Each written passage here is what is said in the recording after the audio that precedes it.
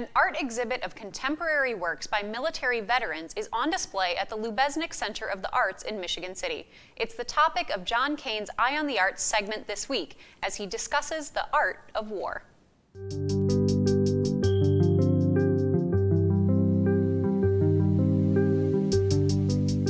Hi, joining me for this edition of Eye on the Arts is Carol Ann Brown, Curator of Exhibitions at the Lubeznik Center for the Arts in Michigan City.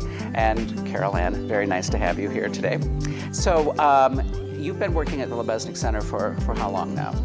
Since 2007. Oh, quite a while. Yes. Yeah, well, I know you do great exhibits Thank you. there. Yeah, I work hard at it. Yeah, and you have, what, like 4 or 5 exhibit spaces with shows? 4. 4. Yes. And they run concurrently? And, yes, yeah. all of them do. And it's really, so it's exciting. You get to see Very a wide exciting. variety of art. And we also show our permanent collection works at various times. Okay. And currently you have an exhibit called Citizen, Soldier, Citizen. Correct. Okay. So that's a very interesting title. What is it about? Citizen, Soldier, Citizen is about primarily post 9/11 veterans who are working in the arts and using it as a healing process and also telling a story. This particular show is based on 4 themes: record, react, rehabilitate, and remember. We have about 22 veterans in the show from all around the country, male and female. Some of them are fine artists, some of them have worked with a couple of organizations, one called Combat Paper Project, that take uniforms that are no longer in use, pulp them and make paper and art on them, and also a project called Joe Bonham Project.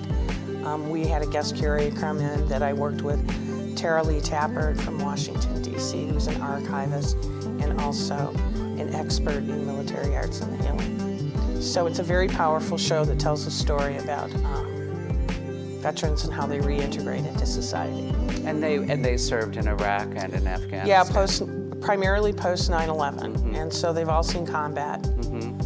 And were they all artists before they served, or? Some of them were. I'd say about 3/4 of the artists in the show were involved in the arts before they left. Some of them were called to duty in the middle of their education. I see.